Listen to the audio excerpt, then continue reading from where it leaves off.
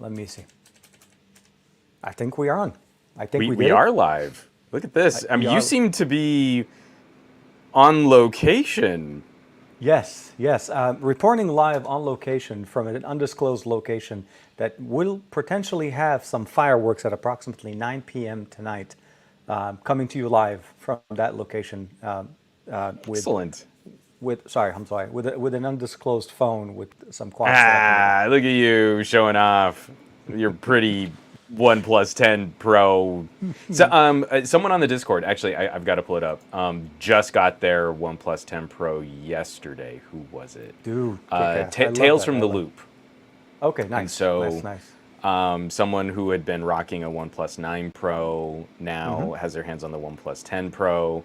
I maybe, just maybe, have this pretty red box here sitting on the table next to me. You like red boxes too. I do enjoy red boxes. Yes, I would enjoy also red packets, but that's a different holiday of all types. But so sure. you like to play numbers on red boxes. That's nice. I like that. Maybe we should check exactly. It out. Especially, I mean, this year I feel real good about the number 10 on a red box. So, hey everybody, welcome to another episode of the Best of Our Week, where TK and Juan break down the best things that happened to them this week. And I think just in time kind of a thing, not even just breaking. It literally happened. Yeah. Oh yeah. I mean, like, it's hilarious. Like, so we kind of do a few little texts, pre-show, just trying to figure out what we're going to talk about, come up with our topics and stuff.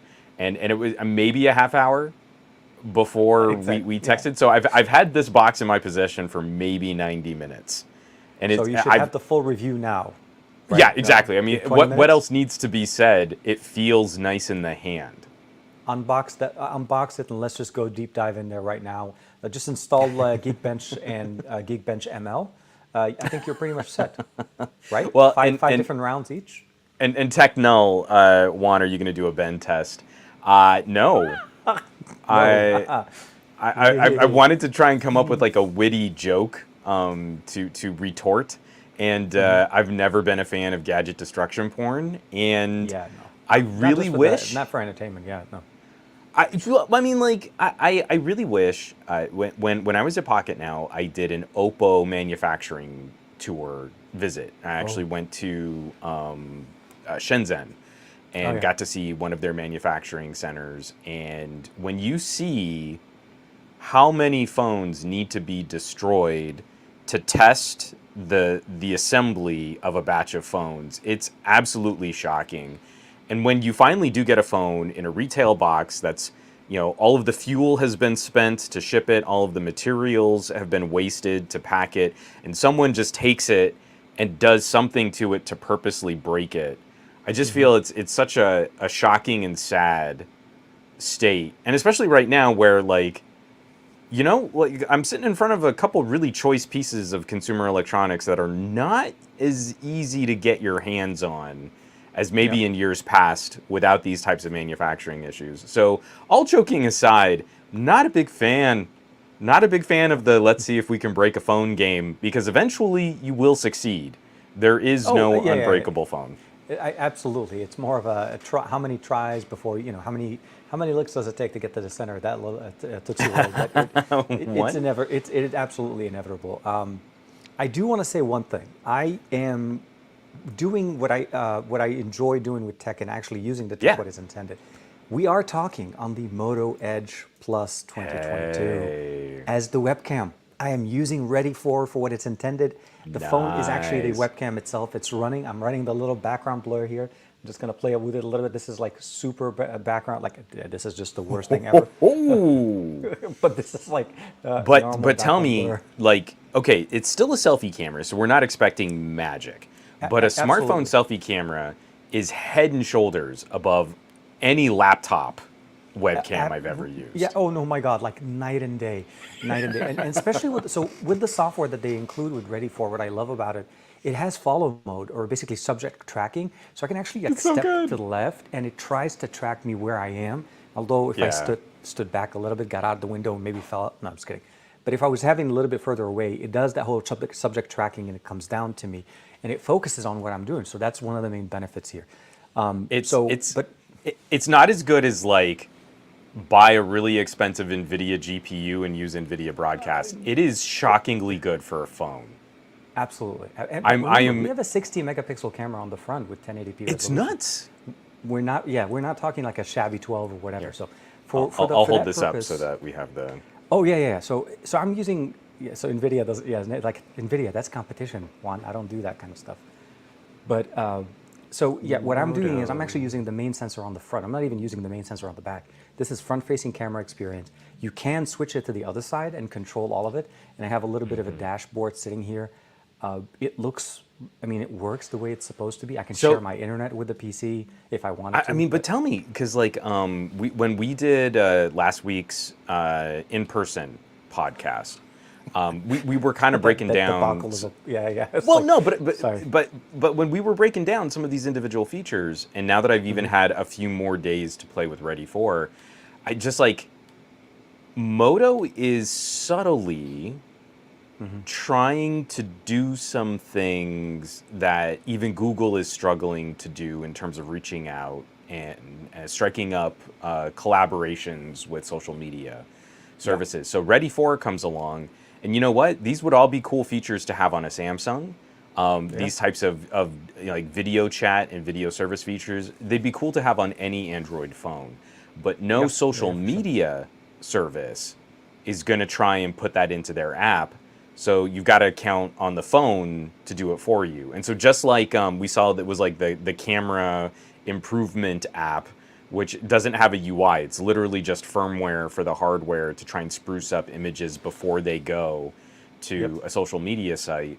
It's the same thing with Ready 4. It's this whole series of plugins and features and settings that all take place before the phone will send the video output over to Duo or Discord or any other sort of video chat. In this situation, or if let's say I'm using Skype, or I'm using in exactly what this situation is supposed to be, something where I'm mobile.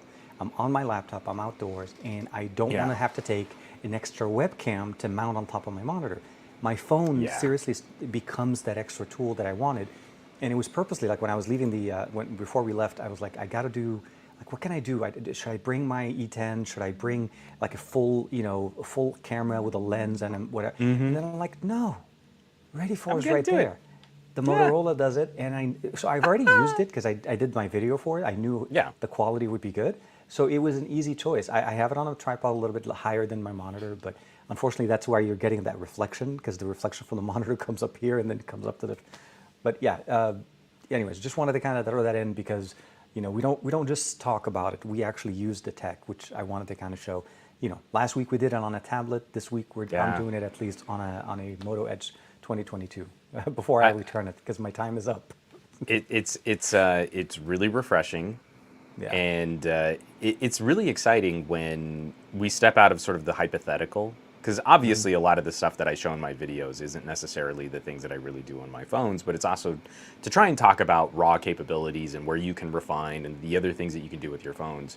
And sometimes I feel like people might watch one of my videos and think like, well, he's kind of mentioning some things you might try to do, but no, when we really are in a situation where it makes sense, the Tab S8 totally saved our asses last week. Dude, I looked at the video. That stream is so good. Yeah. We should just just take away all of our DSLRs, and from now on, every time we go out, we'll be those two guys sitting with a tablet. They're like, "What are you doing?" But it's a like really trying to live this mobile lifestyle. Like it's really not the challenge that other reviewers try to make it sound like. Oh, but I might need to do one little thing different to my workflow, and that's a bridge too far for the average consumer. And I'm sitting here like, if you showed someone the selfie video from a Moto Edge Plus and then had them compare it to like, I don't know, $1,000 Windows 11 Ultrabook, it's no contest. The phone in your pocket is already stomping most sort of mid-ranger consumer laptops, and then the Motorola is a business-focused product that kind of takes it an extra step. it does try to move the needle even just a step further on what a business grade communication concern would be. I need to jump on a conference call that's not just audio now. I guess I'll set up this phone so that I can stream it and put myself on video. Even better. So one of the things that we were talking about when we talked about Ready For, if you plug this in, let's say, to a TV that supports it, one of the functions of the desktop experience or the UI is to use it for a duo call. So you can have the camera in your hand, but the actual display of the call on the TV.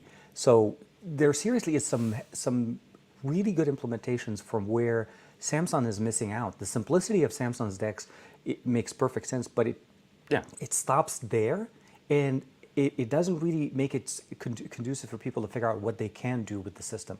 You know, it's like, okay, it's a desktop, but I really don't need the desktop. So what if you want to play games? What if you want to use it for video? What if you just want to connect it and mirror the display on your phone? So you could really pick all of those. And I feel like with this evolution of Ready For, it is definitely there. And I feel, again, that's why I feel like it's a good competition right now for DeX. Well, and I'm hoping Samsung picks it up. I hope that Samsung sees that, exactly, because it's way less. I think one of the things that people kind of shrug off about DeX is they use it when they don't need it. Well, I tried plugging it into my TV and it looked just like any other Chromebook or Windows laptop. And you're like, yeah, that's kind of the point. But you just plugged it in to see it. You didn't really need to do anything with it, or you didn't really need to try. So just like if you booted up a computer that you weren't really using, you'd be like, okay, yeah, that's a desktop. I don't know what I'm supposed to do with that. It's a big old empty computer. And I think just the fact that you plug in a Moto and you get Ready For, and yes, you can. The first option is desktop mode, but it makes so much sense to say, like, well, do you want to play a game? How about a game of global thermonuclear war? You know, like there's a button there and you push it and now it's a game mode. And you're like, you didn't have to go looking. You didn't have to go searching in the desktop mode to find something to do. You were presented some very clear individual use cases and a desktop mode on top of that. And I think that's brilliant. It's so simple. But it's exactly what I was talking about with Michal and David Ruddock is like, we haven't gotten on the Esper podcast, we haven't been able to get to this refinement because everyone acts like it's such a chore to plug your phone into a TV, and you're like, it's never been easier. and there's so many cool things you can do. You just have to be a little bit intellectually curious. Like, that's it. That's the only thing holding you back, is whether or not you're curious about it. And even there, I think Motorola makes it super simple, super easy to get into. Pick what you want, do it. And this was seriously, with the exception of having the software already installed, I plugged it in, I clicked the webcam, and the UI came on the phone. I have a mirror screen on the phone directly on my computer, and it recognizes, the computer recognizes as a webcam, and I was in. And you're good. It was literally, you're done. It took me more time to get everything set up in the spot here than it was to put the camera in. But without kind of taking too much, obviously, it's not one of our biggest things, but I felt like it was a nice little, oh, by the way. I'm just finishing my script on the actual, the Moto review. Yes. I had to spend that first time, my initial time with it, just really digging into Ready For. So that video is already out, but the Moto Edge Plus review is coming out too, and it's just forward to that, but I mean, like, it totally lands in that conversation that we were having last week. I'm sitting in front of my desk right now. I've got like 5 different devices that I would all say are brilliant competition for a Samsung or an Apple around $1,000, and they all feel unique. And I feel like that's something that's really special that we overlook. Is that if I pick up a Moto, boy howdy does it not feel like Samsung. But it has a lot of overlap with some of the Samsung features that we've really come to enjoy. Yeah. If I pick up the iQOO, boy howdy does that not feel like a Moto or a Samsung, but it brings interesting hardware differences that can really rock your socks if you're looking for something, sort of at the extreme or bleeding edge of smartphone performance. There are all these different flavors of phones from $800 to $1,000 that if we miss that nuance, I think people are really missing out on some really special alternatives or things that might better fit their individual needs. No, I'm with you, absolutely. And I think this is the exciting part. You need to appreciate what you have and use it for what it offers. And I really Yeah. think Motorola, I love the fact that they made Ready for a big part of their presentation and their pitch. They Yeah. weren't trying to make it sound like, oh, by the way, there's a Ready for at the end. No, Yeah. they really had, This is a deep dive biggie. into it. No, and it is, and I think this is the biggest thing. They've improved it quite a bit, and what I feel like what we need to also give Motorola's credit to, this is actually an evolutionary update. This is not the way Ready for has been from before.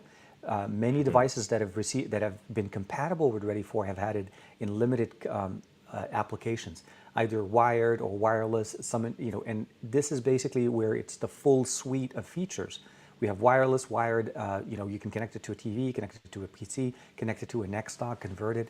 So there's many things that I feel like Motorola did right with the Edge the Edge Plus 2022, and I think this is where you need to kind of give them credit for. It's a big move, and for me, it truly a flagship experience. Again, $899 for a 512 gig storage capacity phone. It's crazy. Like, who does that? Yeah. You know? It's like, it's hard to be so critical about some of the differences.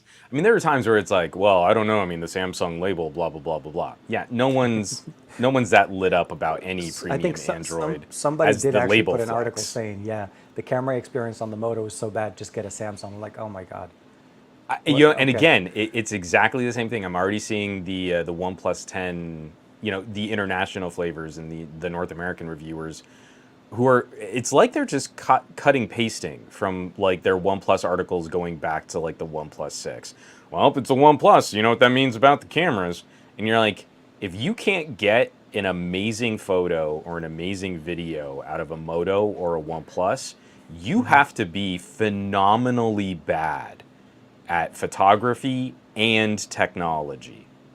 The operational differences now between all of our top playing phones are so minute. And like I can give someone like maybe you're more familiar with the Samsung. The familiarity matters. A tech reviewer will take that for granted and act like, well, it's just more intuitive. And you're like, no, there's no such thing.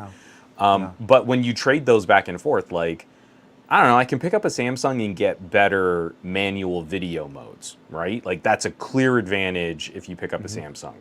However, I can also pick up a OnePlus 9 and shoot amazing 4K 120 frame per second video, which I actually literally did this morning.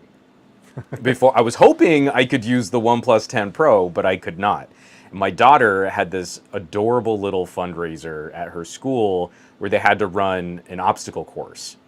And so I had the Pixel 6 Pro using Filmic so I could get 4K 60 out of the telephoto. And I had the OnePlus 9 Pro for the wide so I could shoot 4K 120. And I was running around her school's playground like a total dingbat. But what I have is this, and I set it to Daft Punk Steam Machine. But I have this 4K video. Almost all of it's in slow motion, speed ramping, kind of like Zack Snyder style, as she's like going over these inflatable obstacles and she's like crawling through this tunnel. I got one where the principal's like right behind her and she's like just gunning it in slow motion. She looks like the Flash. It's amazing. And you're like, I shot that, I edited it, I put music to it, I rendered it, it's 4K at 30 frames per second, the speed ramped from 4K 120. That video looks amazing. And it all came from last year's, well, it came from the OnePlus 9 Pro and the Pixel 6. Like, if you're not playing with stuff like that, you're really missing out. Because that is such a unique kind of feature. Like, I really genuinely don't use 1080p slow motion anymore because it just does not look anywhere near as good as Sony or OnePlus 4K video. Absolutely. Release the Bagnell cut. You know what I might do? I might do. Aditya always there. I've got it's a 2-minute cut because she had to do this like obstacle course circuit. Maybe I can try and minimize how much her face is actually on camera, and I can do a cut down version just to show you. The Juan cut. There's the Juan Bagnell cut. the Juan Bagnell cut's the shorter cut. I was going to say, it's supposed to be longer. You're supposed to add more content. Yeah, more but no, views. I'll make it shorter, but then I'll cut it to 4:3. So that way. 4:3, black and white. Perfect. And yeah, and a lot of. I felt so bad. 120, 4K 120. So I was staged sort of at the beginning of where like all the kids were going to start running, and my wife got the very first piece of video from her Pixel 4a 5G, and she shoots 1080p. She's a normie. I love her madly, but she doesn't care about more video. And she was almost like at capacity on her 4A 5G. She literally had like a minute of 1080p footage of room on her phone, and you can immediately tell the difference. like I've got the one little clip of her at the starting line from my wife's phone, and it looks awful. And then it immediately cuts to sort of behind her head and running in 4K 120.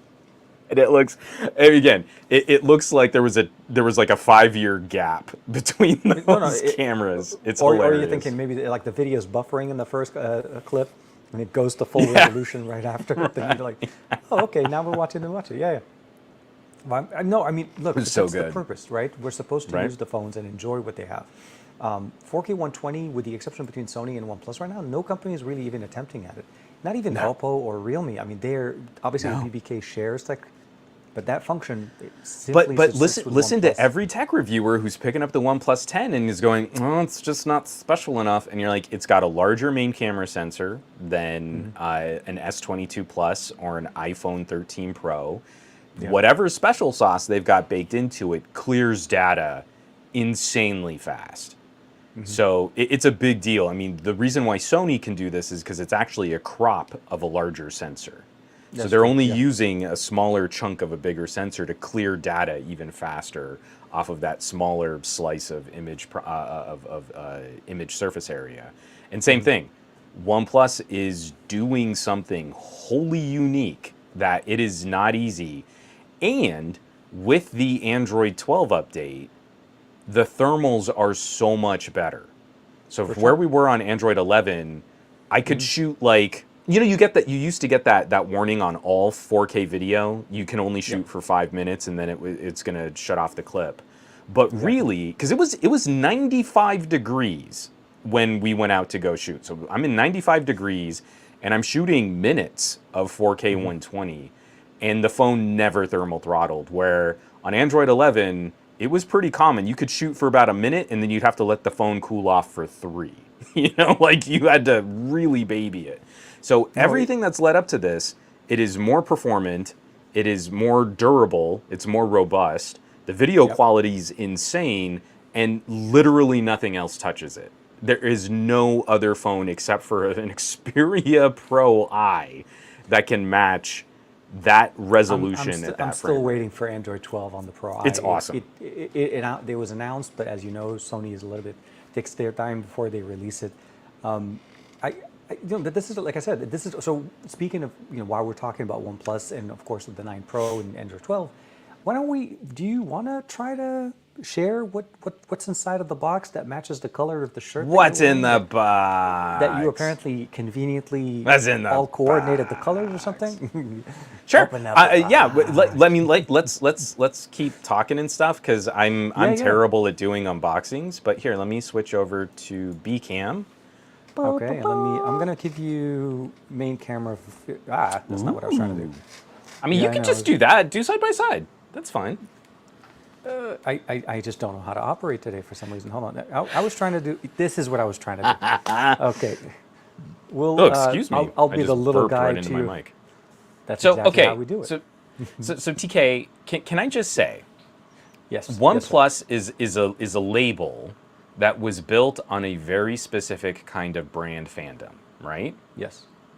And especially like they started with sort of a lottery system, how you would be able to even get in line to purchase the phone. Yeah, I know. Yeah. I'm going to clip out this part of our podcast and send it to our OnePlus PR rep. OnePlus is a label. I need you to make this publicly available. I have this cute reviewer kit here.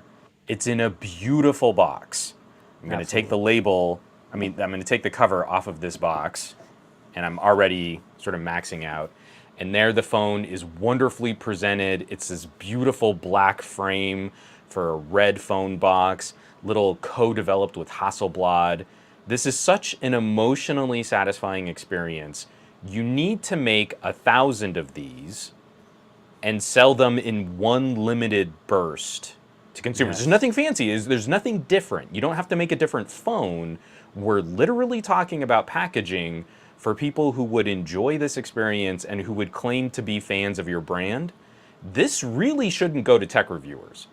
This should absolutely go to people who are OnePlus aficionados. Yeah. Because this is gorgeous. Look at this. So now I'm going to pull this box out here, and I'm sure there's something underneath. So there's like a little shadow box picture frame. Does this open? Well, so it's supposed. Oh no, it slides. It slides. Yeah. Slides. It slides. It's supposed to be a picture of an X-Pan picture straight off of the OnePlus 10 Pro. I believe it. X-Pan is pretty cool. Yeah, but no. Oh, this is actually inside. Yeah, this is actually a really nice matte. Yeah. So yeah, this is like a printed X-Pan photo on a nice like cardstock, a matte cardstock, and then underneath there are a couple. Inside the box, that frame that you saw, that's the format ratio that X-Pan shoots images in. It's actually a cinematic clip, which is really took me a time. Oh yeah, see you have the nice case, so this the camera case. I'm excited because I really liked the case that you had, so now I'm just going to open that first. Now we're going to. I'm real good at unboxing. OnePlus buddies. OnePlus pals. It's like you've done this before. I don't know. I'm going to have to say maybe. No, I say that jokingly because I'm absolutely awful at doing unboxing videos. So yeah, I was really stoked to get this case. So the little record button on the bottom left. You have the different modes on the camera, the processor in the center, and then you have the HDR. No, it is absolutely nice. I do want to say while you're doing that, hopefully, I see Rolando's in the chat, Darren's in there. Hey guys, Tech Nerd's in there as well. Aditya, as always. Sebastian Lobos is in there with us as well. Hope you guys are doing well. Tech Few Needs is in there. Michael Peppertech. Yeah, hide all the secret. No, there's nothing secret. It actually is an amazing unboxing experience. Bionic. Oh, Scoop is in the chat. Hey, Scoop. Hope you're doing well. Vince Novoa. Hopefully, I'm saying that correctly. And, Vince. Vince is in there. Oh, and then George Hayes. Hey, how are you doing? Mobile Geezer's in there with us. Hey, nice. George. What's up, buddy? It's been a while. I haven't seen George for a few years. We used to run into each other always at CES and conventions. We always like kind of cross paths all the time. So. George is a good dude. I like tuning in. Again, George streams on Fridays. I want to say, yeah. Someone please correct me if I just goofed that bad. But you should definitely check out Mobile Geezer. What I need to do for you though, next time I see you, I need to get you a new knife. We need to get you an unboxing, like an official unboxing switchblade. You flick the thing. And yeah, because all I have is like my multi-tool. So I can build a PC if I'm doing a Verge video, but I don't have a good unboxing knife.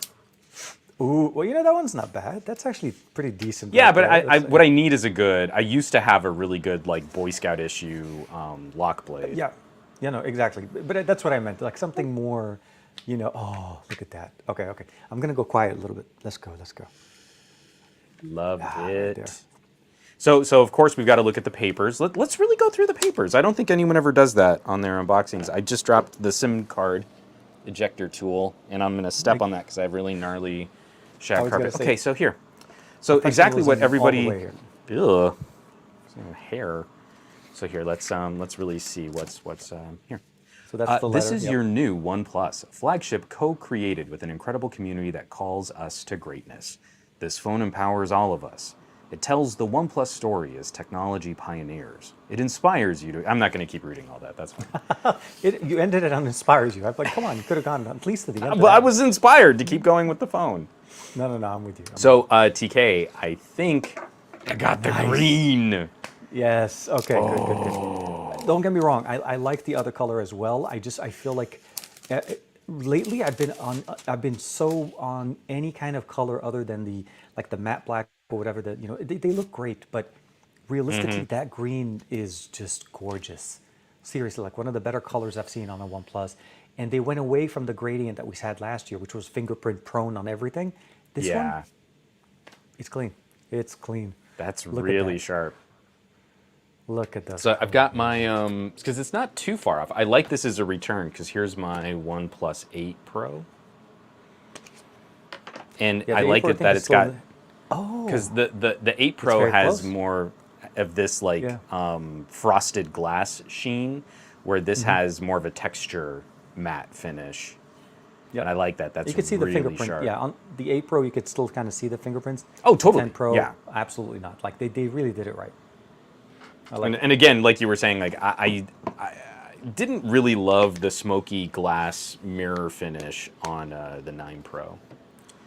In my video, I was trying to show it, and literally every single time I tried to put the phone, it was like 5 different fingerprints show up. I'm like, I keep cleaning the whole thing. So for that one, I always kept it in the case. I got the nice robot case that we got there for them. And here we are. Look at that. That's real pretty. You've got the little rocker switch here on the side. Screen looks so much like the 9 Pro. I mean, a lot of this does feel immediately familiar. It feel it's a natural progression of what we had last. It feels really nice in the hand. It hasn't like sliced open my palm yet, so that's good. That's pretty good. And then, of course, the obligatory really nice USB cable and the phenomenal give it a second. 65 watt. I'm back. I like that it's just now Super VOOC. Yes. Like they're not even pretending that it's like some other type of technology, but this right here, there are so many devices that are now being charged in my home on OnePlus chargers. Like my Next Yeah. Dock, my wife's laptop often finds itself now plugged into a OnePlus charger. My Chromebook. These things are flipping phenomenal, and they were one of the only chargers that, and I've got a bunch of other nice chargers. It was the OnePlus chargers that did the best job getting the Note 22 to super fast charging, even though we know that that was a lie. So one thing to mention for everybody that's watching this, if you're buying or if you're picking up the OnePlus 10 Pro outside of the US, the charger that you get in the box is an 80-watt charger, but it also doesn't have power delivery. The reason why Juan and I are able to charge up, let's say, the Note 20 Pro or Because we got Note that 22 Pro, PD, yo. we have the power delivery, 45-watt power delivery combined with the charging brick. And this is unique because we don't have 80, we have 65, but we get that extra function of being able to use this charging brick with almost every other device that you want. Literally, I mean, I charge so many things with this, it's crazy. And it works. I've even, just kind of not the point pun, but we're going to talk a little bit more about it. I've used it to charge the Matebook E. It works on it. You just plug it in. I know Huawei doesn't like, hey, well, then, it works. Well, hello. Yeah, dude, this is a really pretty hello. phone. I like it. I like it. Yeah. So are you going to go ahead and set it up? Yeah, I mean, I'll keep poking around at it while we tackle the rest of the phone. But I mean, you've had a little bit more time to use it. I'm literally just getting my hands on it now. It's here. Let me switch back to ACAM and Yeah. Let's see Hey, if I there can we come go. back. Yeah. and I'll keep poking around on this and getting it set up.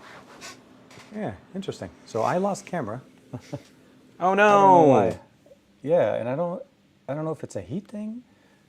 Oh, let's see. Double check here. Connect, and we are.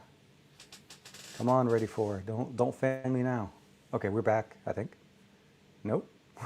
Nope. You Here, know I'm what? gonna go through just a couple comments here. Darren, Yeah. absolutely correct. It's the emerald green OnePlus. That's very that is accurate. I'm really stoked. I like being able to show off any other option other than black slab on a YouTube video. This is purely an aesthetic for video choice, not necessarily what I really get excited about in a new phone.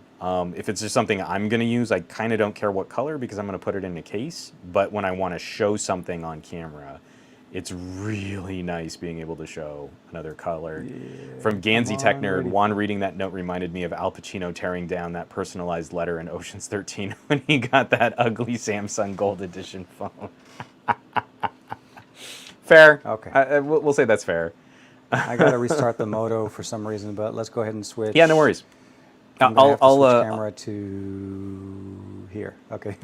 So this, just for comparison, this is what it looks like when I switch over to a camera that is not really the camera you want to use.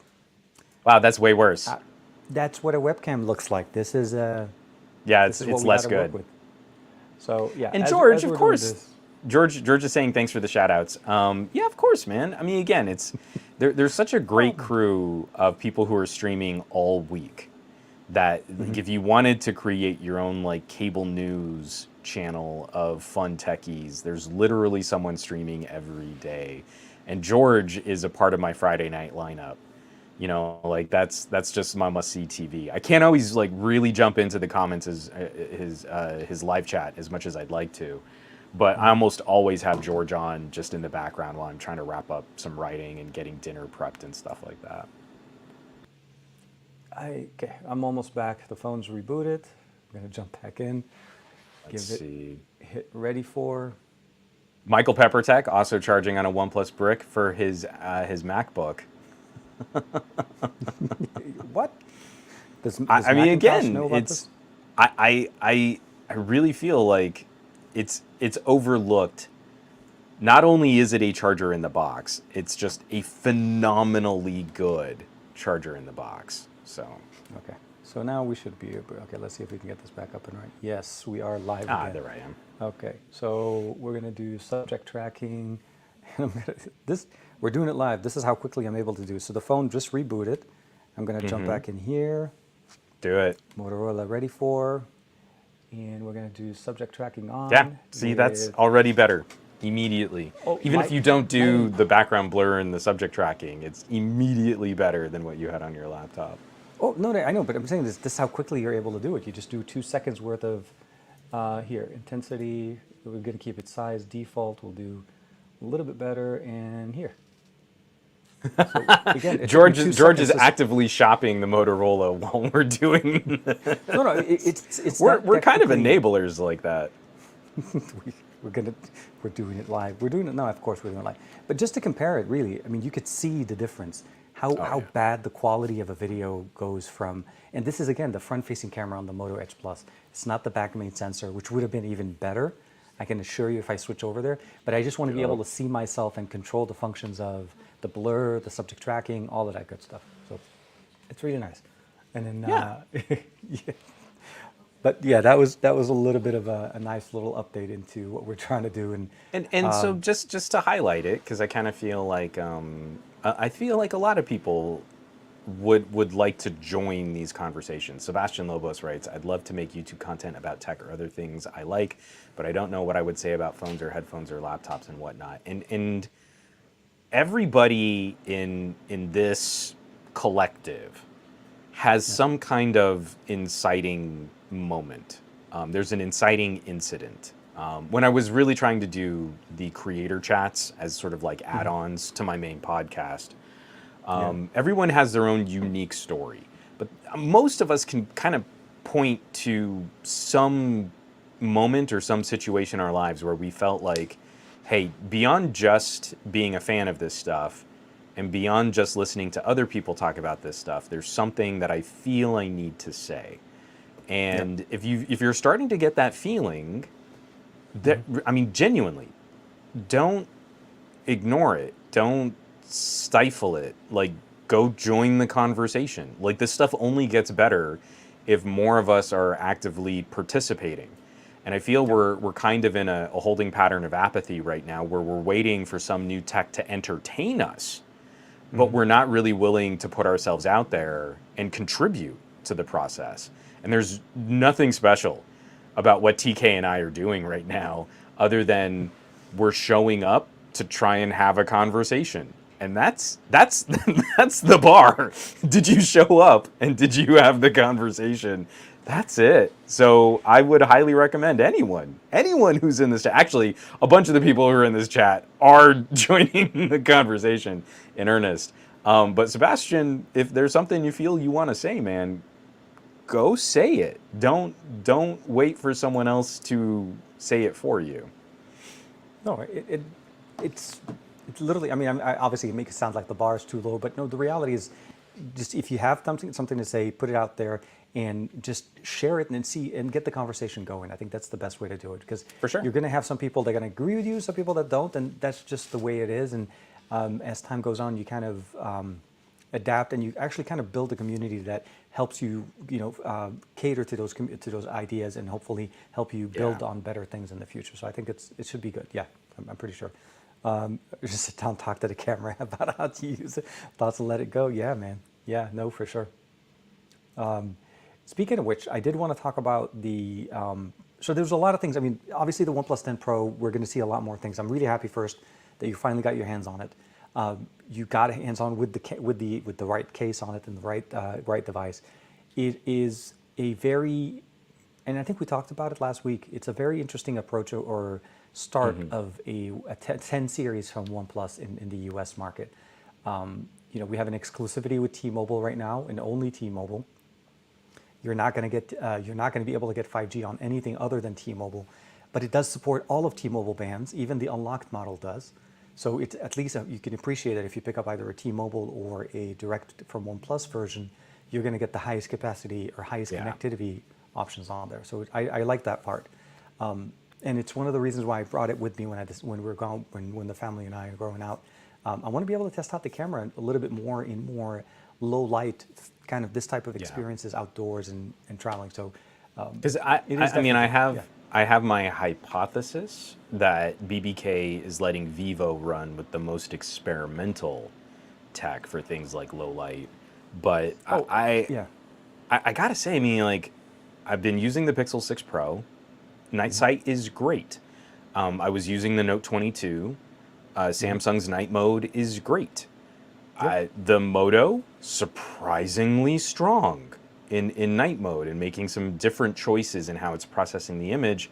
But OnePlus has always been ahead of the curve for low light processing. And again, I feel it's another one of those areas they've never gotten enough credit from HQ, the HQ camera mode.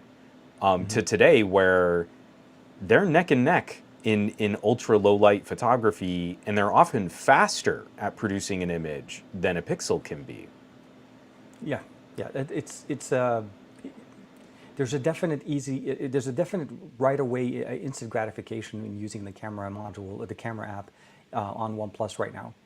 Photography, long exposures, photography, even the instant shutter, you'll automatically know. You click it, you take a picture, and that's an instant distinguishing factor between that and even in Samsung if you want to deal with shutter lag concerns.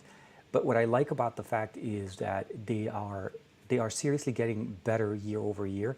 I will say, although Vivo may do more of the experimental functions, I see Oppo also kind of pushing it with their 5-axis stabilization on their main camera sensor. Totally. It's a different approach. It's not the same camera stack that we get here. A lot of people are like, Oppo and OnePlus they're using the exact. They may share the same parts bin, but they truly try to give each device or each flagship its own flavor and its own unique characteristics that wouldn't be confused. You pointed out the little slider. No other phone on Android has the slider on the side other than a OnePlus. Yeah. And it actually works exactly how it's intended. You know what I mean? Like you can customize it, but the point is there are unique things in there. And I think the OnePlus 10 Pro stands on its own. And, although there's some rumors and we saw some leaks that maybe Oppo may be using a similar design on the next phone that's coming out. I don't know if you saw the tweet, the Reno 8 maybe looking like it.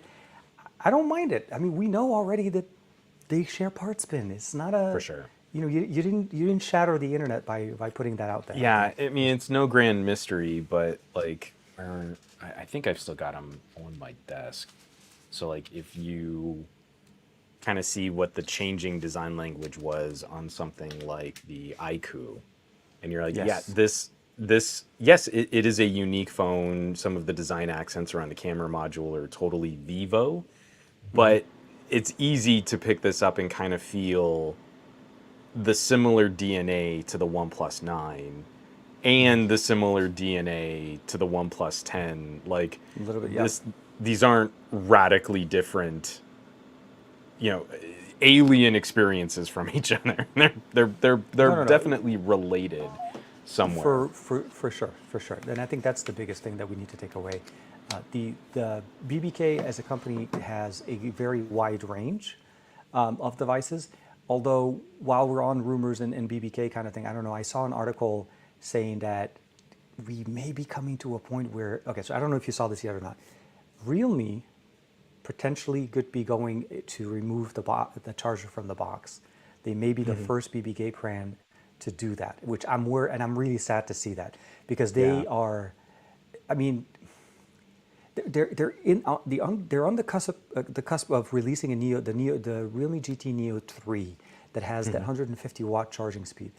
Just to innovate and push technology like this and keep pushing it, but then at some point start releasing a phone that does not include the charger in the box. I feel like, you know what I mean? Like it's going to be kind of a weird. I don't know how we'll be able to it's like, oh yeah, congratulations, you got a phone that charges at 150, but you have to buy the charger. And if you're importing that phone, that makes it even harder because you can't really import things that, so. Well, and it's been frustrating for a number of devices where, like, Samsungs have been particularly finicky about what 45-watt charger and cable they're really going to like. And this has always been, we're talking about an incredible amount of power, coursing into a phone. And I feel like there is something to be said for a company building a proprietary system to dump as much power into a phone as possible. They have an obligation to make sure that their customers, their consumers, are getting the right flavor of that. And the only way to kind of verify that is like, hey, I bought this phone and it came in a thicker box, and now I've got the charger that actually delivers the feature that you're advertising, and I don't have to go digging through your website or finding an older support page or getting a parts number that maybe doesn't exist anymore because my phone's a little older. And so now I've got to guess, like, well, this was compatible with that old version of the charger, but the new phone is out, so do I need to get this other, this other parts number for a charger? I feel like we're making all of this worse for consumers so that companies can save a little bit money on their shipping and distribution costs. And that seems to be the real reason why we're doing all this.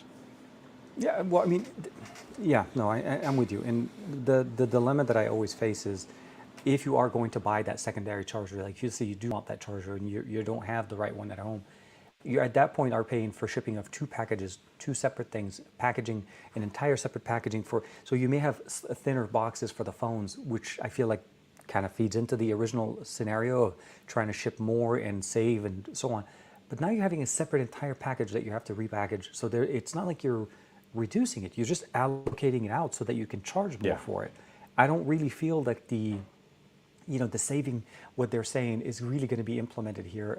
And in the short term, at least what we've seen with Apple or even with Samsung, to buy a secondary charger, which, just for reference, Samsung ships them separately. So the cost of packaging, wrapping two separate, and it was a small box from the second one, you've totally canceled out whatever, saving or benefit that you're trying to sell on the original one. So I understand the dilemma. I understand what they're trying to do, but I feel like they're wrong. Going to hinder technology. Yeah, but I think their approach of it is not the right way. Do what Xiaomi did. I think was it not this year, maybe last year. They gave you the option to buy a phone with and without the charger. You can select that configuration, and then when you're checking out. So if you don't need the charger, don't waste don't get an extra brick to put it in your office.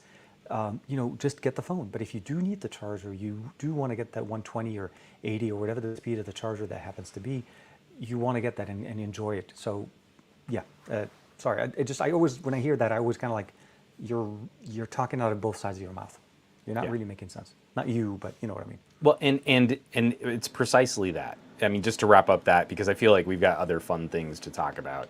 Yes, a lot of hot things. Hot takes, yes. I would believe any of those companies. I would believe Apple if, when I buy an iPhone, one, you could put the charger in the box, in the same shipping box, so you really were saving on packaging and distribution and fuel costs, not just for the distribution of the phones, but then also the last mile to the actual individual customers. And when I got those, individual accessories, a headphone dongle, a memory card dongle, Oh yeah, a charger. the IQ had a headphone dongle. I was like, But but when I got those accessories, I need them to come in a brown paper wrapper. I go to an Apple store and I get a new charger, or I order a charge brick from Samsung, and it's just as much additional packaging as what would have been on my phone box. So already you're lying. It's a lie. It's a bad lie. It's bad comedy. Yeah. If you were really this serious about it, a simple brown paper bag with a barcode on it, and I go into the Apple store and they hand me a brown paper, recycled paper, Apple logo bag with a little barcode on it, then I would believe them. That would be reducing packaging waste and weight and all of that other stuff. But that's not what they're doing. So as far as I can tell, they're lying so that they can save more money. Yeah, and I think that's at the end of the day what it's going to ultimately be, because especially with brands when they go international, we're going to have to see how they approach this. Realme, for me, I felt like this year they started it off with a very strong footing. You know, MWC, we saw the Realme GT2 Pro, the Realme GT2, the Neo's coming out right now. I mean, so they're definitely pushing. They're really going aggressively this year, it seems like, to try to make a big presence internationally, and as well as the ability of also starting to put out flagships, not necessarily just budget, which they still do very well. The Dragon Ball phone is absolutely a kick-ass phone to have. Yeah, it is. It's nice. You know, but you know, it's like things like that. So I don't know. We'll see how it kind of like pans out. When I read it, I haven't had any confirmation yet from Realme PR yet, but I want to. I saw the article and was like, oh my God, let's not, no. And it's like, well, OnePlus just released it with it. And so, but yeah, let's not waste too much time. I think, like you said, it's been said many times. Does the OnePlus 10 Pro not have the little slide gesture that the OnePlus 9 Pro got? You're talking about the three-finger? No. So on the OnePlus 9 Pro, you can there's a shortcut gesture. Hold on, I'm about to show a whole bunch of personal information, so that when you slide up from the side. Oh yeah, the one hand. Yeah, no, that it's in the settings. I think you need to turn it on. Oh, it's not on by default. Okay. No. Literally the first thing I just tried, because it was on by default on the OnePlus 9 after Android 12. I was like, oh, I really liked that. That was like. No. Yeah. Okay, let me. I'll keep getting into the phone and not distracting us, because you also got to spend some time with a phone that was very interesting. Well, so I wanted to I wanted to get access to this phone because I really felt like, okay, so just to kind of be there. Obviously, I pushed out a video this morning, not this morning, middle of the day. It took me a while to edit. The real, well, sorry, not the Real Magic. I was about to make up a new brand, the Real Magic 7. Realme meets Redmagic. So the Redmagic 7 is, it's a phone that just came out about a month or so ago, right? It's a gaming phone. It's a phone that's really meant to cater to gamers, the people that usually go and you know, purposely build a PC to do gaming. That's really the people. Like, it's feeding into that. And you know, and Juan and I have had conversations back and forth. You know, the last few days we were about it. Like, I was sharing with him some of the information you saw in the video. I was very surprised to see, first and foremost, the thermals that we were getting from this device. But on the other side, when, you know, through conversations with Juan, we also realized that you got to also appreciate the fact that even though you're getting some of these thermals, the phone is not throttling and the phone is not crashing and the app is still running. The phone can actually provide a true, like, tangible experience improvement over what we typically get with some of the other flavors of the 8 Gen 1 that we see right now. And I kind of said that in my video. I said, flagships are smartphones that typically do well in many categories that you use sometimes to play games, but they're not really meant to be gaming phones. You know, when they say we're running cooler, we're running better processing, better heat dissipation, they're not truly saying that in the aspect of saying, look, we want you to drive this phone like a gaming phone that you typically would buy purposely just for gaming. Well, I mean, they do during a press event, but they don't really need it. It's a blurry line of, you know what I mean? Like, you know, like slippery. No. I was very surprised with the numbers I saw in there, and I think the temperatures, it did definitely shock me a little bit initially that I was able to push the phone to high numbers, like almost 60 degrees C. And that was concerning for me. But then How much is that in freedom degrees? in freedom degrees, 137. So almost 140 degrees Fahrenheit, 60 degrees Celsius. Let's just Seems say now I I'm could- no I'm couldn't no keep my finger on the science engineer guy. I don't do the science and stuff, but it would seem to me that if I held some science something engineer, yeah. that was roughly 44 degrees hotter than my internal temperature, that would be somewhat uncomfortable for the tactile experience of that thing interacting with my corporeal form.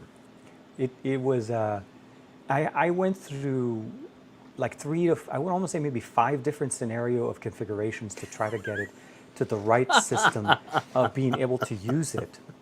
For sure. So that it doesn't scorch my left thumb. So the biggest problem wasn't even the holding the phone, because you have a case, you put it on, it helps a lot.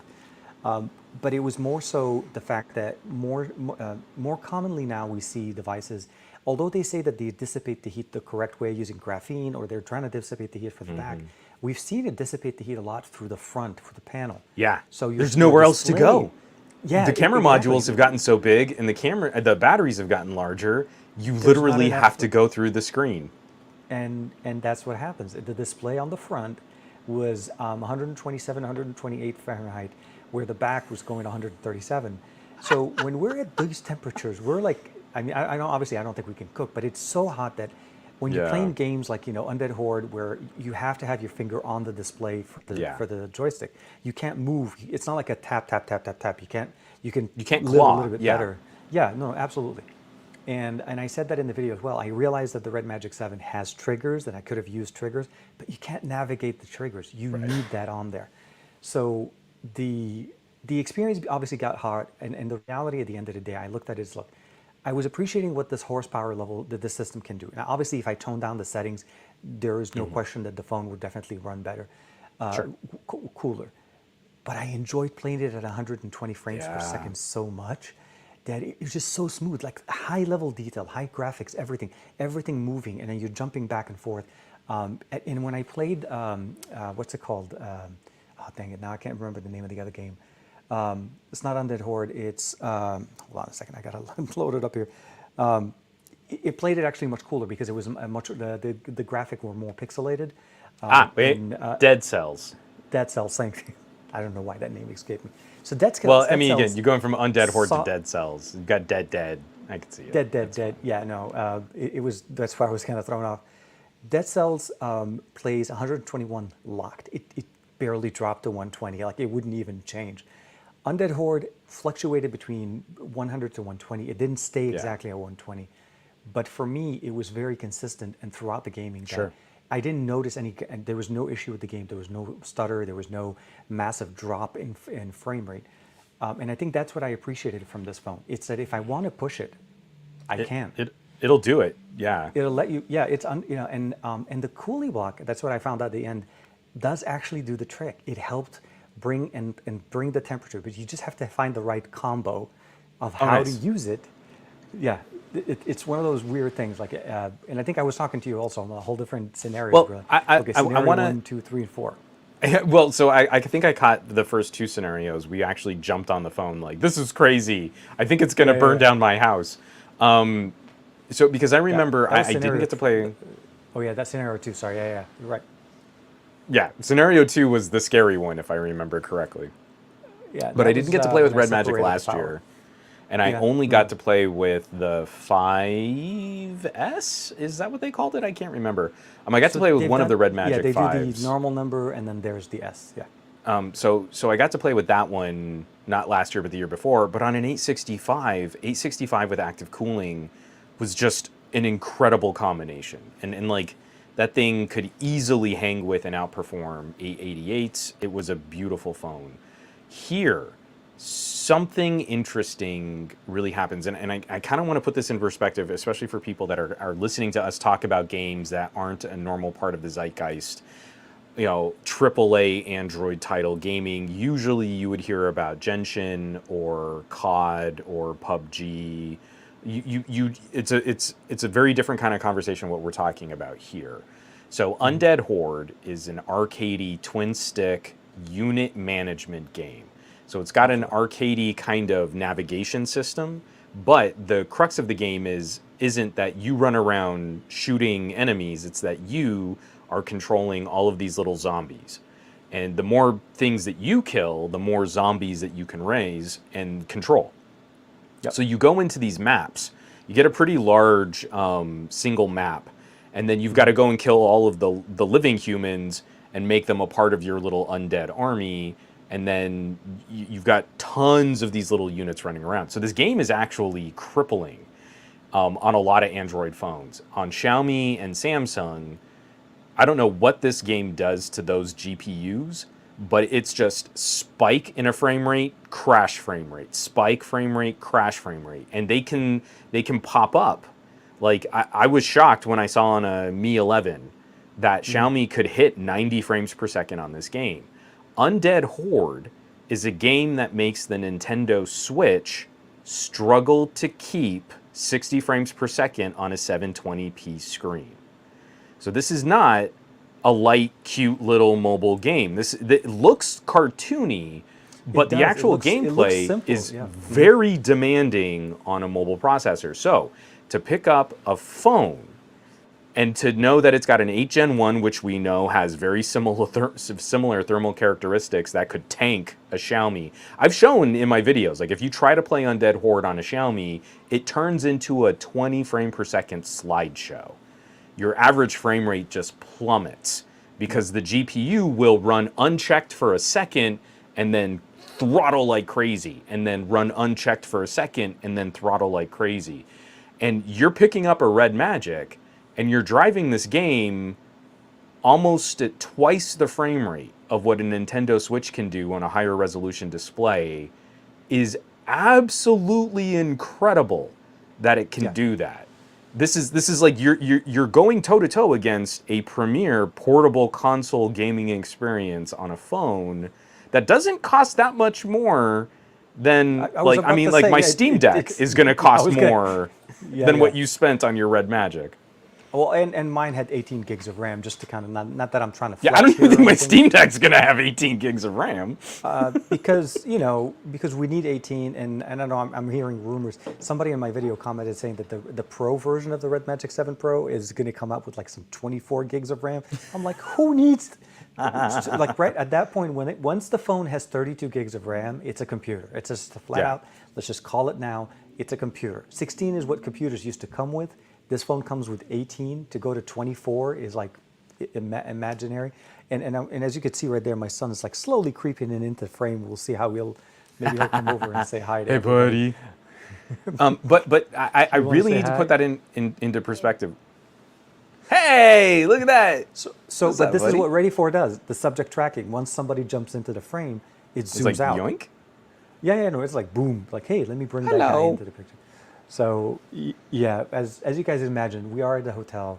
The family is sitting behind me. They're being very, very patient and very gracious of allowing me to speak like this. Tell your fam that we all said thank you for letting you come play. Everybody says thank you very much, guys.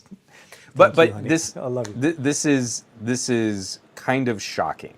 Again, Redmagic sounds like what they can deliver. And if you ask them for it, they will give it to you. Is a level of mobile compute and mobile GPU performance that finally does live up to all the big outlandish claims from like Qualcomm. Now, Qualcomm's sitting here saying like, hey, we've got this monster GPU. And you're like, cool. I really believe in a laboratory and under very specific conditions, you can get incredible performance out of this GPU. The reality of building a phone around this GPU seems like we need to limit how much power this thing can really draw. But we go and throw active cooling on it with a fan built into a phone, and suddenly it's not completely outlandish. The idea isn't completely beyond the pale that someone would really look at this and go, hey, you know, this is going to drive some games better than what like a dedicated portable console experience might be able to do. Like I'm really hoping I can get my hands on one, and I really want to try on something like Alien Isolation. Because Alien Yes. Isolation is locked hard at 30 frames per second.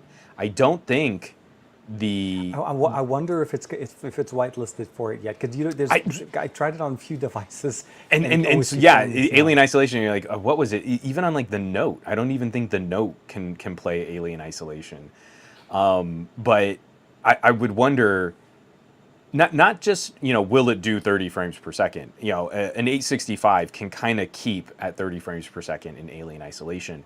What I would wonder though is like, will it stay that perfectly flat level, no dips, no jank, no lag? Can it hold that 30 it could frames per second? potentially.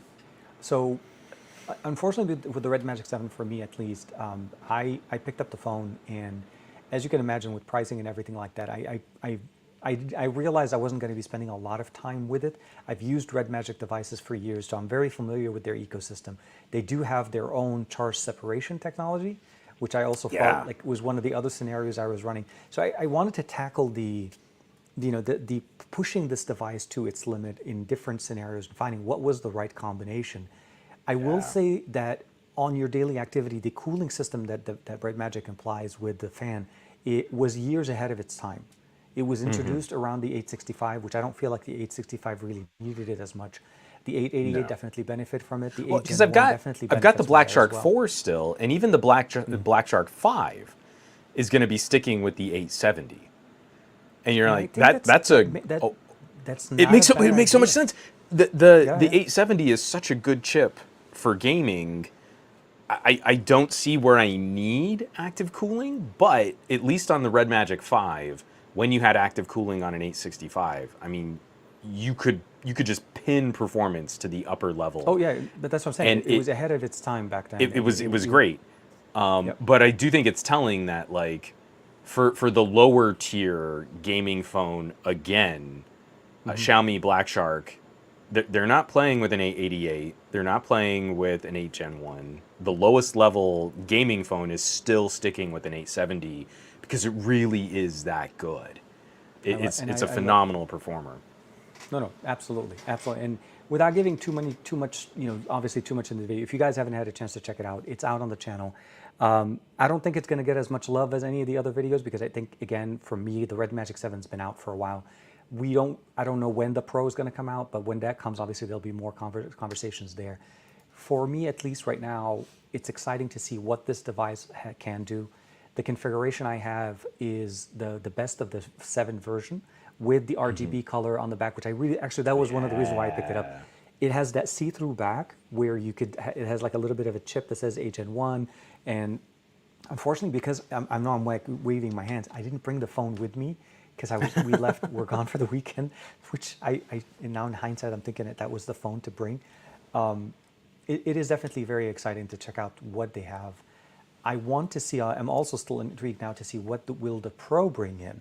What will they deem the Pro to give that Yeah, moniker the of, rumors on what the is Pro, because I really didn't even get to dig into the 6 very much, so I kind of feel like I'm a year off from like Red Magic rumors. You know how Can I have hot your those phone? Red Magic rumors are. But So just to show you guys, when I say we use the phone, so this is Omar's gaming phone. oh, see, that's great. It's the Redmagic 6S Pro. So Yeah, see, it's seriously, that's this brilliant. is what, as a phone, and of course Dragon Ball all over the place. Doing it right. You got to do Dragon Ball. No, he's a big fan of Dragon Ball and DB Legend, but it seriously is a phone that we've used for quite some time, and I'm a big fan of their technologies and what they offer. I just didn't bring the 7. We have the 6S Pro with us every time we go because that's Omar's main gaming system. It is his Yeah. mobile gaming rig. So I don't know what I did with my Black Shark. I don't know where it went. Well, I mean, to your point with the Redmagic 7 Pro, at least, what I've been able to find, it sounds like it's from on paper. Again, I don't know the hardware. On paper, it sounds like it's very close to the Redmagic 7 with a few modifications. Yeah. I will say having the extra, so it's supposed to have a 5,000 milliampere.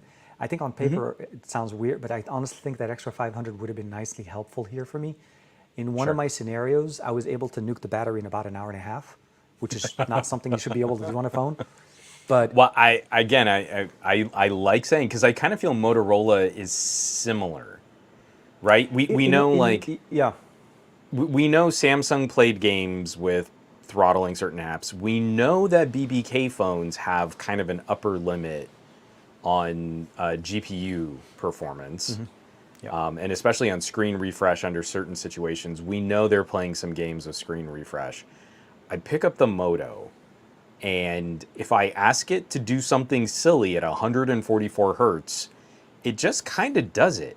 And even in my like benchmarking and stuff, like I'm running it through video rendering, podcast audio mix down, photo, batch photo processing, RAR compression, it hangs with or beats the Note 22 in every test I throw at it.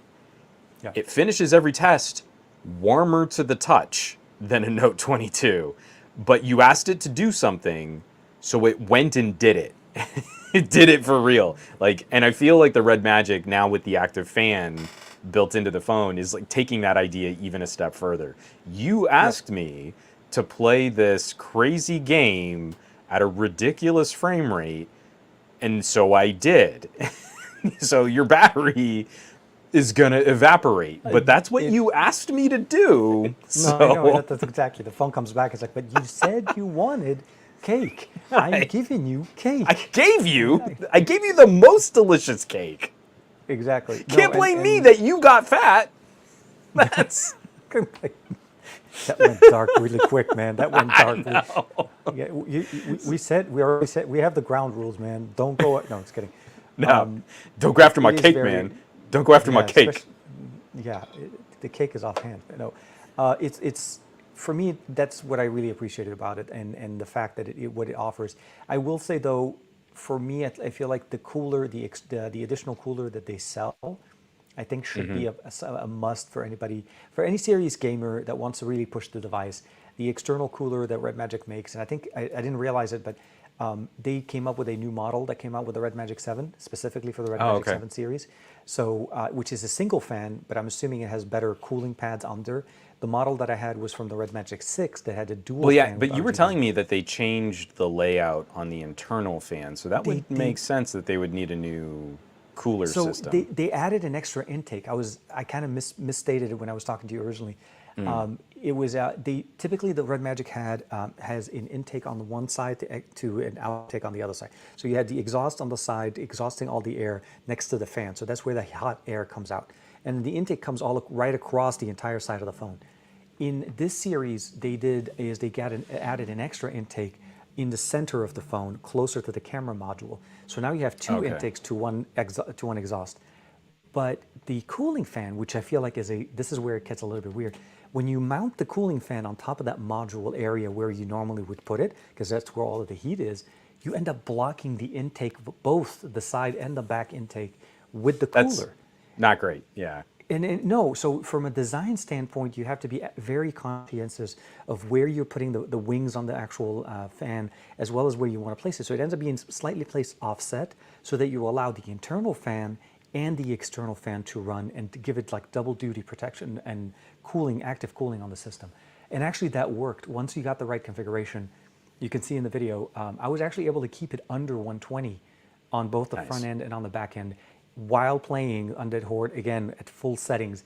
The active cooling truly works, which was a surprise for me, and it was actually workable, so that I was able to play for an extended amount of time without feeling like my fingers being cooked. I mean, you told me that. I've never seen Undead Horde above 60 in any type of sustained gameplay. I think the 865s could run it in the high 40s. And I'm talking like top graphics settings, all of the additional like little graphics options, and really running it that way. It doesn't drop. Nope, I'm back. Yeah, Hotel the Wi-Fi 888s could kind of hang in the mid 50s. I mean, I was really impressed that an S21 and an S22 could spike to 90 frames per second, but boy howdy could they not sustain 90 frames per second. And the, you know, like if you try and do like a game benchmark and you actually track the frames per second, it's just this sad decrescendo of just, you know, a lower average frame rate than what you would get from. When I did the Galaxy S21, I got a lower average frame rate on Undead Horde on the S21 than I did on the Razer Phone 2. The Razer Phone 2 could sustain a better average frame rate on that game than the S21. So again, this is a game that can really murk a GPU if the software controlling the GPU is not optimized for a player experience. Yeah, no, for sure, and I think it's what Redmagic has been. Like I said, Redmagic may not be known for their software updates. They may not be known for the for their, you know, a very good. I mean, again, the phone is meant to be a gaming system. You buy it, you play games on it, and that's really what you're there. You know, the cameras are, and they're not expensive. I mean, considering how ridiculous this hardware is. I picked the model that I got it's the $799 model, but I bought it used, and actually even bought it used at a decent price. The biggest thing that I will say though is just pick the one that you feel like will work for you and that you understand what you're getting into. My video wasn't trying to showcase and say that this phone is just trash, like this is just going to be like the worst thing ever. I really wanted to go out of my way to explain that, look, through all of the different scenarios, through all of the different things I'm showing you here, is I want to show you that this device can deliver. It delivers even without the cooler, even without the external cooler. It was delivering on that performance with the built-in fan. I love the. I mean, obviously the new fan on the Redmagic 7 is the improved version. It's not the same fan on the Redmagic 5 or the 6. So the experience already is there and optimized. And I think what I've enjoyed about it is the fact that, actually, I'll be very honest. Like by the end of the video and before I left today, I had in my mind like a weird Frankenstein of a meeting. I'm really wanting to open up the Redmagic 7, open it up.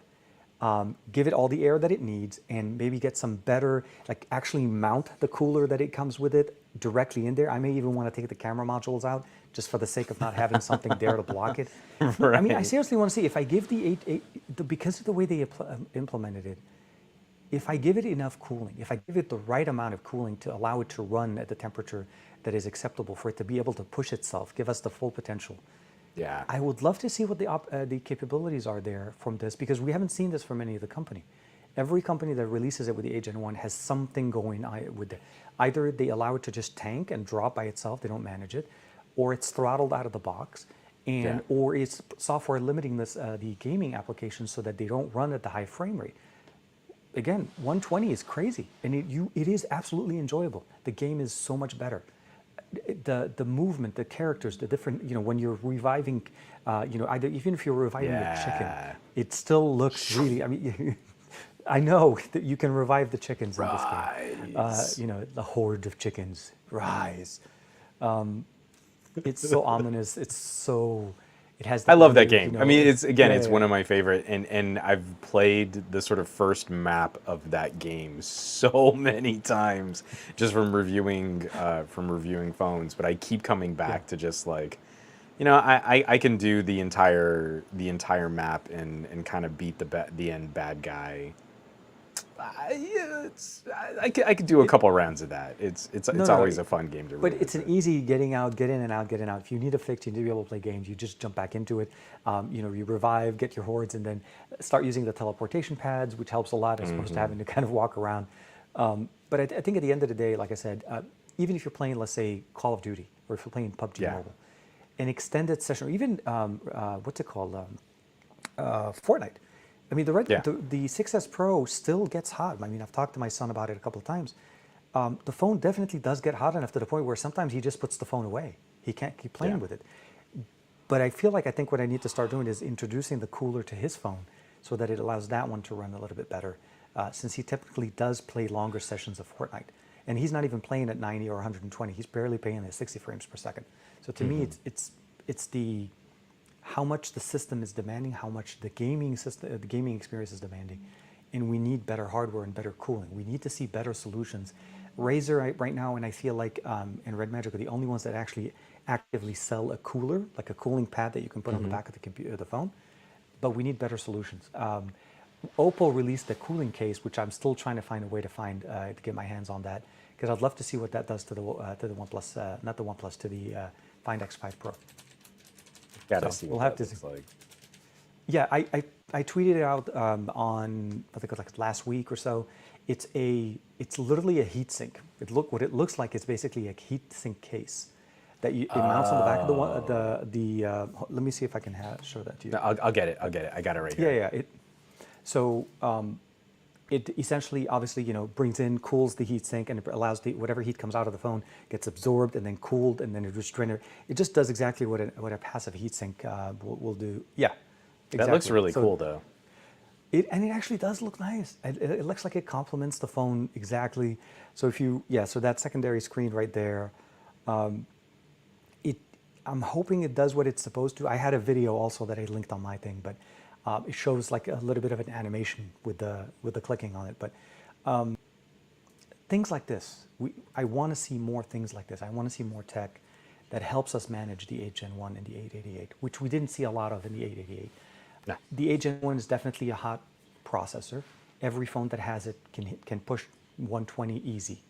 Mm-hmm. I haven't seen a phone that doesn't. Even what's it called, Samsung, and Oh yeah. You can easily push it to 120. There's no question. Oh yeah. I mean, I got into the high 120s just getting through the intro load screen on Genshin on the iQOO, and the iQOO is one of the best behaved, sort of, I guess, the best managed 8 Gen 1s that I've used yet. So, I mean, it's definitely systemic to the type of SoC that's in our phones right now, and why I would love to see this in a tablet with active cooling.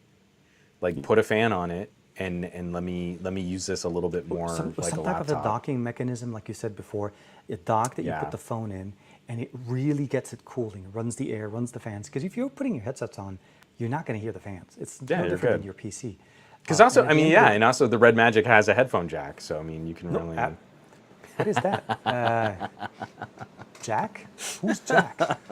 And why is his first name Headphone? Who's this headphone Jack you speak of? And why does he have headphones in his name? And we keep seeing him less and less these days. What happened? Like I want to hear more about Headphone Jack. But it is. But it sounds like. Again, it sounds like one of those like baller hardware specific kinds of options. Like obviously, I feel it's totally fair when people point out like ZTE and software updates and some of the things that get kind of janky. This is definitely not a phone that, especially from my experiences on the Redmagic 5. I mean, like I feel the cameras are probably functional, but you're not looking at this as like. No, I mean you just had it. I didn't mean to cut you off. I was kind of leading the question out of you. They're going to perform well for your casual picture here, picture there. But you don't buy a gaming PC for how well it runs a spreadsheet. You don't buy, you know what I mean? Like when you're buying a car like this, when you're buying a phone with this type of power, you're buying it for a specific, it's a purposely built phone for a specific function. It's catering specifically to a gamer. A non-gamer would not care anything about this phone. They would look at this phone and say, it looks nice, it looks fancy, but does it? And then the moment you start kind of pointing. So the reality at the end of the day, if you want to be able to stream, if you want to be able to use a webcam, be in the stream, it's going to be there. The software, it has definitely been revamped from what we've seen before. It's definitely a better experience. The dashboard in gaming is definitely nicer. The console experience when you flip the switch, it does have a switch. That was one thing that I think not a lot of people give them credit. They have a game mode specifically, like it's a button that you switch, not exact, kind of like how we have it here on the on the OnePlus. But it literally, it's a little rocker. It's a red button that's always sitting on the top left. You flip that switch and you're in the gaming system. Like you're purposely shifting gears and going into overdrive. So. It's nice to see it, and I didn't get a chance to get my hands on early enough with this on the 7, so I felt like might as well just pick it up and see how it is. And I mean, obviously it was going to be a quick turnaround, but hopefully we'll be able to see some more things on the 7 Pro, and we'll see what comes out with that. I'm Yeah. looking forward to seeing what they come out with. So Redmagic, I mean- if you're watching, please, Right. hey, bring that to guys. the market as soon as you can. But it's definitely one of those, like, I love it because it's very specific what the niche is, and that it is actually delivering something that I'm kind of surprised it's capable of doing. And I feel like that's maybe all it needs to be, and it's okay Let me if see it's if not. I can. If the phone doesn't sell over the weekend, let me do this. I'll see if we can work it out, and I'll try to maybe drive over to your place and maybe have you play with it for a couple of days. I'll have Well, you I mean, keep it that would safe be and that would sound. be very awesome. Yeah. Don't like. I If kind it of want to doesn't, put I that don't good know. energy because you've got it up on Swappa now. I do. Yeah. Yeah. So. So I'm let's trying to let let's put somebody out else the good enjoy energy that type of that just experience. TK's gonna sell this, and because what I would hate is like you drive it over here and I just get it set up and I start playing with it and then they're like, oh hey, yeah, someone really does want to buy it, and then you're like, oh yeah, let me waste a day where you would normally be able to ship it just so I can clean it all back out again. So that would be very generous of you, but let's see if we can get it sold because there are a lot of gadgets coming our way over the next Yes. over the next month or two. I will also admit the fact that I think I took another. I bit the bullet with another lens. I got to stop. I really have to stop. Sucker. I really have to. I mean, I had to get the 35 1.4 Sigma. I had to. So if you get a chance to watch the video, let me know what you guys think of the view, the new bokeh, that subject isolation. Oh my God. I was living in F4 for so long on my 16th to 35 that going to a 35, straight up 35 f1.4 was so different. So good. So much more. I mean, and also it's a slightly brighter image. I'm not so red in the face for some reason. So yeah, that was enjoyable. I put that in. It got the full frame version, not the APS-C. So that was primarily meant for the A7 III, S3. Sorry. So it's definitely very, very, very nice. I'm liking it a lot. So, but I need to stop. I really have to stop. I don't think to that sell something. anyone ever does. I think lenses are forever. So I know. But Sigma's been doing really good, and they've worked for me very well. I got another, I want to say at 18 to 55, that I use it for my top down, and it works really nice. But that's on an APS-C on the A6400, so I wanted to get something that works better for me on the A7S III, and that one was really good for the price that it is. Sigma it's an amazing bang for the buck. I mean, short of going to the f1.2, but that was like $1,200-1,300, and I'm not going to touch that. yeah, I mean, there's I have a even limit. for my little micro four thirds. There's a 20 millimeter f1.2 that I think I need to buy, but it's like a $1,200 lens. You're like, that's gonna hurt, but I want it real bad. It is night and day and one of the cool things about this one, this has an adjustable f-stop. You're able to jump. Yeah. You could adjust the f-stop on the lens. Don't even So need nice. software. Just swoop. So nice. Because it's I a love it. constant 35, right? And remember when I was telling you before, 35 is that angle that I had in the office. I was like, wow, that's exactly the same view. I don't have to worry about zooming in or anything. One's consistent. It's a heavy boy, but it definitely, Well, prime I'm lenses glad. are always going to be. I'm glad it's working out. We should probably let you get going. We're hitting that 90-minute mark, and you've been your family has been very gracious. We expected you to be here, but they've been awesome. So let's not keep them kind of too I appreciate cloistered there. No, with that, not too long. The Matebook E's video should be coming out on early next week. Nice. Had a lot of time playing with this. It's an amazing convertible tablet PC, Windows 11 PC, that just is absolutely like crazy. Just all the configurations you'd want on a PC in a tablet format, kind of like what we saw with the Tab S8 Plus Ultra, but this is actually a PC, like a full-fledged i5 running PC. So hopefully very soon. It'd be interesting to see Huawei kind of revisit a hardware market. For my side, I got my Galaxy S22 downer video that came out this afternoon. I saw that one earlier this afternoon. Yeah, I didn't get a chance to see the video yet, but I was on the road. Thankfully, I think people in the comments are at least kind of entertaining the conversation that I'm trying to have. So I feel like I'm still being antagonistic to the most obnoxious of the Samsung Knights, but it's in service of trying to chat about what it is that we could be doing better in the phone industry, both from the phone manufacturing side and from the reviewer side. Tomorrow's video, and I'm doing them back to back. Like I was maybe going to try and put a little space in between them, but I'm just going to go ahead and staple them together. Tomorrow is part 2 of this conversation where I'm just so much happier to talk about the Note 22, being a longtime fan of the Note. And then next week, I'm going to be digging into OnePlus 10 Pro and wrapping up sort of my main focused review on the Moto Edge Plus. So there's a lot. There's a lot on my desk right now. No, yeah, no, for sure. And I have the OnePlus 10 Pro versus the iQOO 9 Pro that I'm going to be pushing out hopefully this weekend. And then, of course, next week I'll have the Matebook E from Huawei. A lot of good things coming up from both sides. I'm pretty sure you guys will definitely be very excited.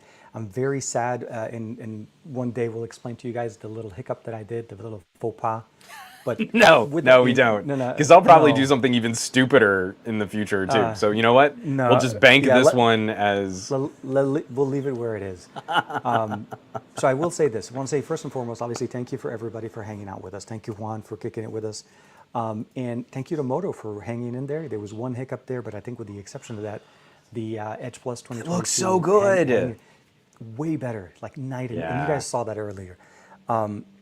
I'm going to try to see how things go for Saturday. I'm not 100% sure how the stream on Saturday is going to be. I will keep you guys posted how things go there. But with that being said, I hope you guys stay safe. I hope you do well and enjoy your tech and try to do more and do better things with it. Redmagic was definitely a big surprise. OnePlus is definitely going to be playing a big role for us as well. And of course, we're going to see more things and do better things. And we'll let you guys, make a decision there. But be safe, stay safe. We'll see you next week for another episode of The Best of Our Week. Bye-bye for now. Bam. And right.